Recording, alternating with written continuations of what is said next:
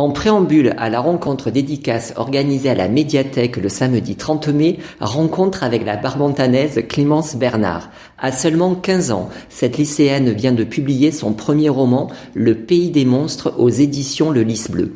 Un projet né en 6e et mené à terme pendant ses années de collège, témoignant d'une détermination et d'un talent précoce. Cette interview nous plonge dans l'univers d'une jeune autrice qui a transformé son rêve d'enfance en réalité éditoriale. Donc j'ai 15 ans, j'écris depuis toute petite et j'ai toujours rêvé d'écrire un roman. Donc celui-ci, j'en ai eu l'idée en 6e et je l'ai écrit pendant tout mon collège. C'était un peu compliqué parce que j'écrivais pas très régulièrement. C'était un mois oui, un mois non, mais au final, je me suis dit que j'aimerais beaucoup le présenter à l'oral du brevet en tant qu'œuvre personnelle. Donc je me suis un peu plus bougée pour l'écrire, on va dire. Ouais. J'ai repris la correction. De la 6e à la 3e, j'ai beaucoup évolué, donc j'ai pas changé l'histoire, mais j'ai amélioré le style. Mes profs du collège m'ont beaucoup aidée et au final, j'ai réussi à le terminer avant l'oral du brevet et à présenter mon parcours. Donc j'étais vraiment contente de terminer ce projet parce que oui, depuis toute petite, j'écrivais des histoires et j'adore lire et en fait, je rêvais d'écrire un roman que j'aurais pu lire et aimer. J'ai été très inspirée par exemple Harry Potter, Les Gardiens des Cités Perdues, qui est ma saga préférée, etc. Donc j'étais très contente. Donc du coup, dans quel genre vous situez le genre littéraire? Vous situez votre roman? C'est plutôt fantasy jeunesse. Donc comme je l'écris au collège, c'est très adapté pour des collégiens, voire CM2 si c'est des enfants qui aiment bien lire. Enfin, il est assez court, c'est 200 pages, donc c'est facilement lisible. Et oui, ça raconte l'histoire d'un collégien. Il y a beaucoup de magie, d'amitié. Donc oui, si je devais donner une tranche d'âge, ce serait entre 9 et... Après, ça peut aller jusqu'à même 17 ans. Et il y a des adultes, des collègues de ma mère qui l'ont aimé aussi. L'histoire de Jack, un collégien introverti qui a pour seul ami Ben. Donc ils sont liés par une très forte amitié et ils découvrent ensemble le pays des monstres, donc qui est un pays magique. Et quand ils entrent dans ce pays, Ben disparaît et Jack il va devoir parcourir le pays des monstres pour le retrouver.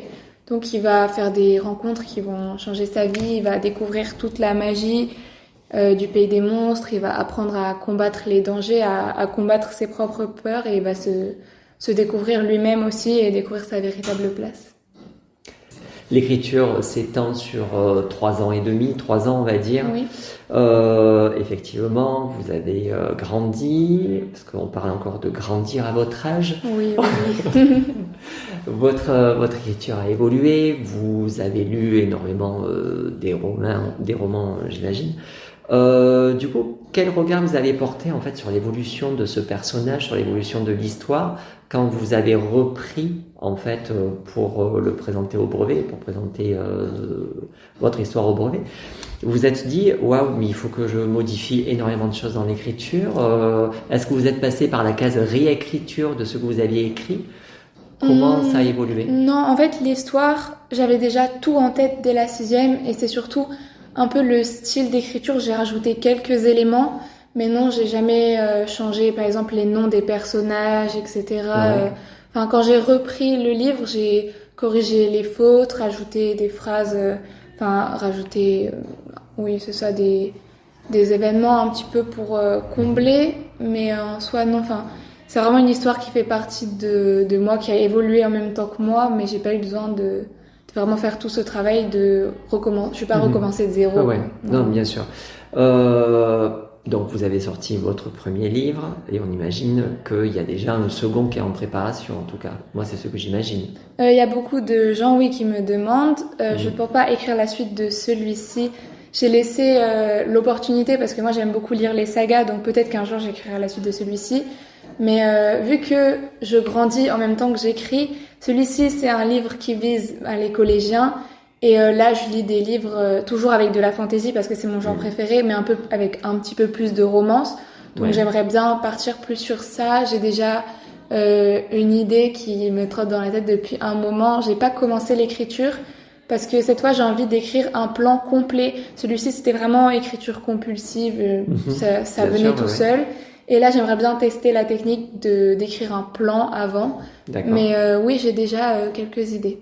Voir son propre livre dans les rayons d'un magasin où on a l'habitude d'aller, vous avez ressenti quoi comme sensation? C'était très émouvant. En fait, plus ça avance, plus je réalise. Enfin, quand mon livre a été édité, je me suis dit, ça y est, je suis auteur, mais j'avais pas encore réalisé tout l'impact. Enfin, en plus, là, c'est tout récent. J'y suis allée hier soir avec ma petite sœur et ma mère et on entre et on arrive dans le rayon jeunesse qui est vraiment le rayon avec tous mes romans préférés.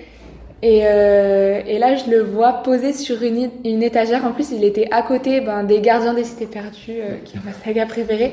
Donc oui, c'était vraiment un grand moment de bonheur.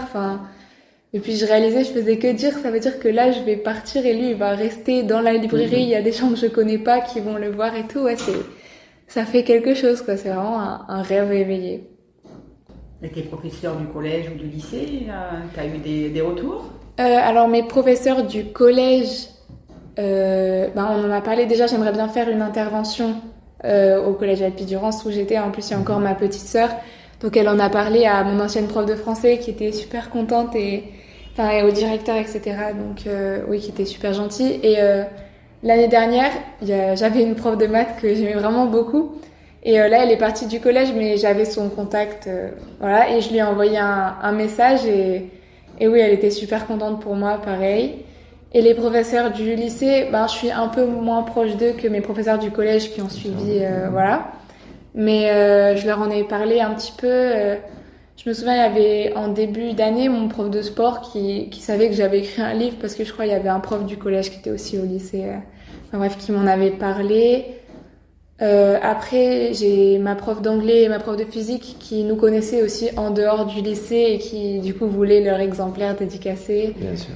Et du coup, oui, les profs étaient gentils aussi. Ouais, tout le monde était super gentil, en fait. Et ta page de couverture, c'est toi qui l'a dessinée ou du coup, tu as fait appel Non, c'est pas moi qui ai dessiné. J'avais cherché un peu des inspirations parce que j'avais un peu une idée en tête.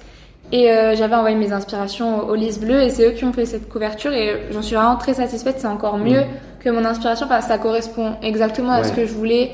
Les couleurs, elles sont bien et quelque chose qui revient souvent, c'est il y a beaucoup de gens qui disent juste waouh, il est trop beau. Donc ça me fait vraiment plaisir parce que moi je fonctionne beaucoup sur les couvertures. Et ça joue beaucoup en fait dans un rayon quand il y a plein de couvertures sombres et que là c'est du vert clair donc ça se voit bien et en plus, le livre est de bonne qualité. Non, ça, pour le coup, la maison d'édition, ils ont fait un bon travail. Ouais. Est-ce que tu pourrais nous lire un passage de ton livre? Le début ou un passage Toi qui choisis. Voilà. J'avais pas réfléchi à ça. Je peux vous lire le premier chapitre. Enfin, le début du premier chapitre. Ouais. Chapitre 1. Cette nuit-là, dans ce lieu inconnu et pourtant étrangement familier, régnait un silence pesant. Un vent étrange, presque surnaturel, soufflait dans les feuilles des quelques arbres aux alentours. On arrête ou pas? Non, c'est parfait. C'est parfait. Soufflait dans les feuilles des quelques arbres aux alentours, ce qui rendait cet endroit encore moins rassurant. L'odeur de poussière et de moisie lui piquait les narines, surtout lorsqu'il s'approchait des tombes disséminées un peu partout. Rien qu'à les regarder, on pouvait imaginer un zombie revenant du monde des morts en soulevant le couvercle d'une main osseuse.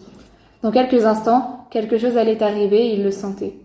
C'est alors qu'un vieux portail noir, situé à quelques mètres et marquant l'entrée, s'ouvrit dans un grincement sinistre. Une silhouette solitaire apparut, s'avançant lentement vers lui. Il aperçut du sang dans ses crocs. Jack ouvrit subitement les yeux, la respiration saccadée et de la sueur coulant sur son front. La sonnerie incessante de son réveil lui perçait les tympans, mais quand il tenta de l'éteindre, il s'aperçut qu'il avait la tête en bas, sans doute à cause de son sommeil agité. Du coup, vos parents sont fiers? Ah oui, ils m'ont beaucoup accompagnée. En fait, oui, ça fait depuis tellement longtemps que je leur écris des petits poèmes. Dès 6 ans, j'avais mes petits carnets où j'écrivais, donc c'est sûr que voir l'évolution du tout début jusqu'à ça, ouais, ils sont hyper fiers et hyper heureux pour moi. Et même si c'était un projet qui partait de moi et que j'ai beaucoup fait en autonomie, ils m'ont quand même énormément aidé et accompagné. Et ils m'ont poussé un peu aussi parce que c'est compliqué d'écrire régulièrement. Et ma mère, elle me disait, il faut bien que tu écrives tous les jours avant le brevet. Enfin, je pense que si elle avait pas été derrière moi pour me pousser à réussir à réaliser mon rêve, j'aurais peut-être même pas réussi à le finir au final. Mais ouais, ils ont été d'une grande aide et encore aujourd'hui, là, avec toute l'organisation, les projets, faut gérer beaucoup de choses et ça m'aide vraiment qu'ils soient là.